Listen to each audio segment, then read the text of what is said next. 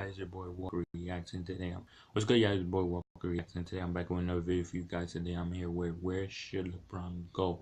Where's the video be in the description? Go watch it. You know the deal. This is from BBALL Breakdown. I'm keep on thinking BBALL the brand. You know, keep on thinking that it gets similar. No, it's not similar, but it's hard to pronounce for me. But original video will be linked in the description. Go watch it. You know the deal.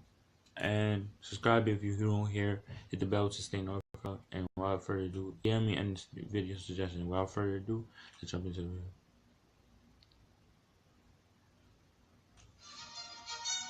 When LeBron James and the Cavaliers got swept by the Warriors in this year's NBA Finals, most Cavs fans worried deeply that this was their last chance to see him play in a Cavs uniform.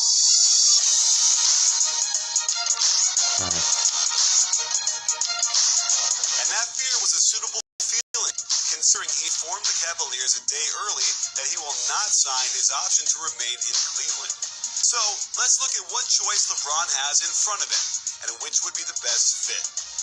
The way it's shaking out, there are really only two choices for LeBron: Philadelphia and Los Angeles. If he goes to Philly, would the big three of Simmons, Embiid, and LeBron be enough to overcome Boston and get to the finals?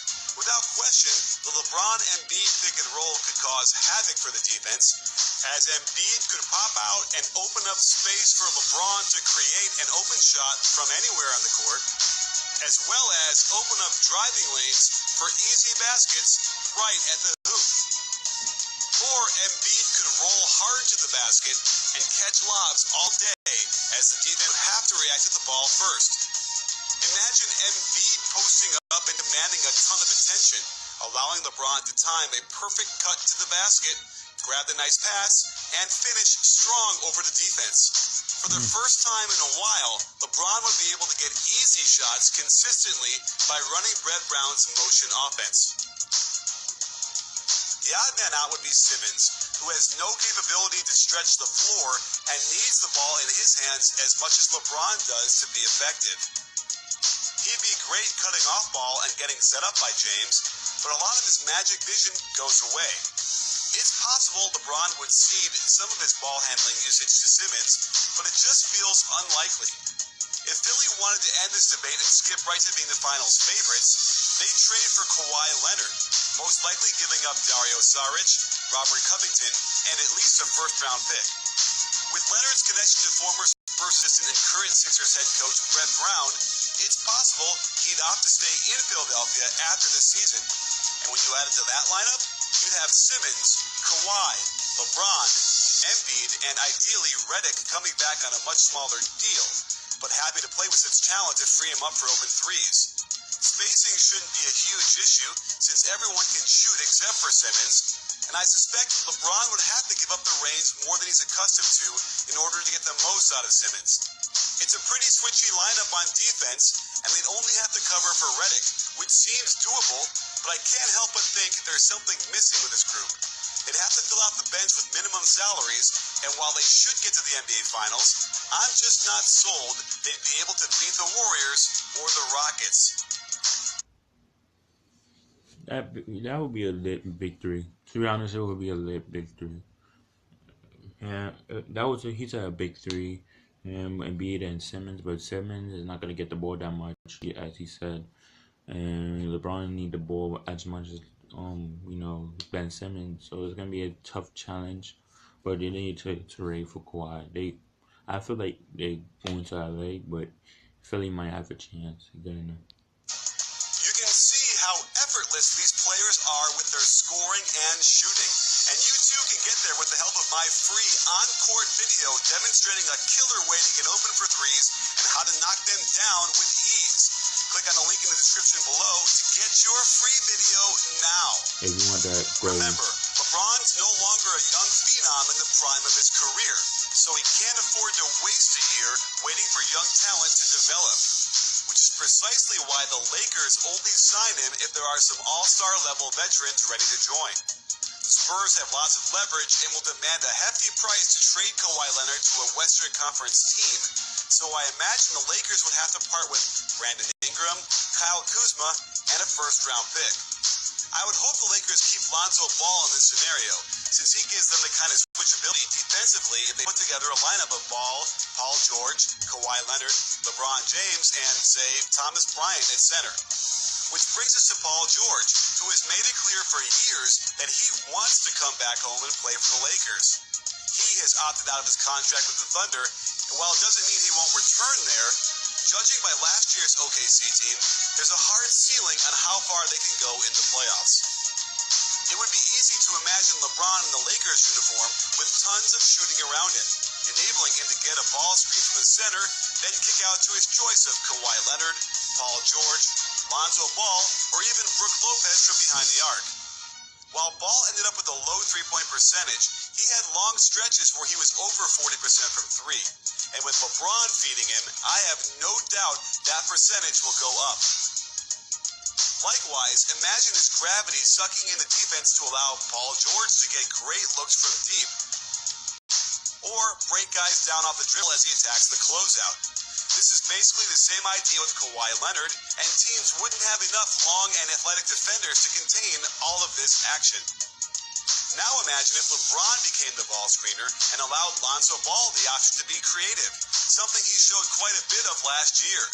LeBron would actually get easier scores than ever, as the floor spacing would be so wide, all he'd have to do is roll to the basket. And if he wasn't open, it means PG's man had to bump down to help, enabling awesome skip passes from Lonzo for days.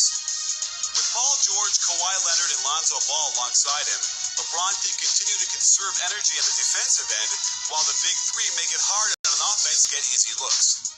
The biggest issue would be at center, which is why convincing Brook Lopez to take a lot less money is imperative.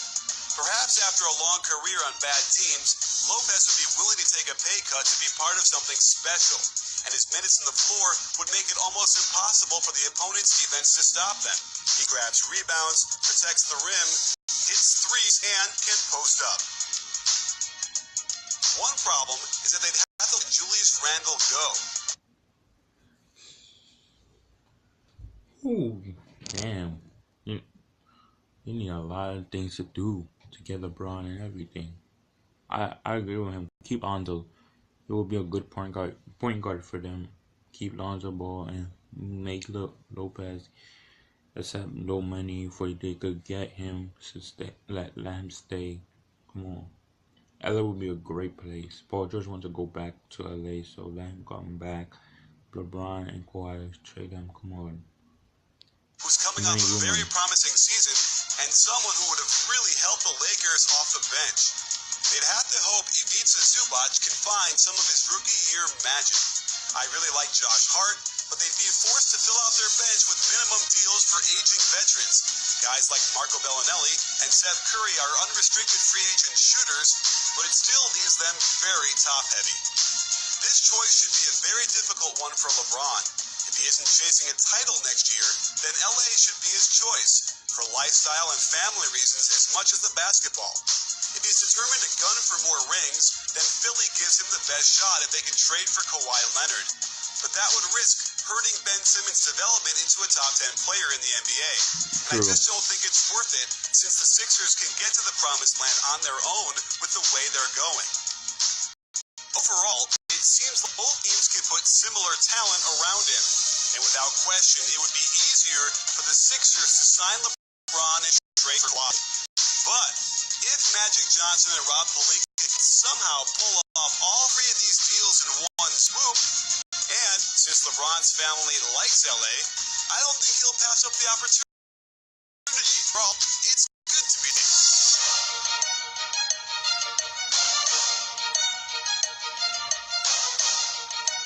Sports fans, be sure to hit the subscribe button and adjust your settings so you can get notified immediately when we drop another great NBA video. Let us know how you feel with a thumbs up and a comment. After all, at BBALL Breakdown, we're not a channel, we're a conversation. You in?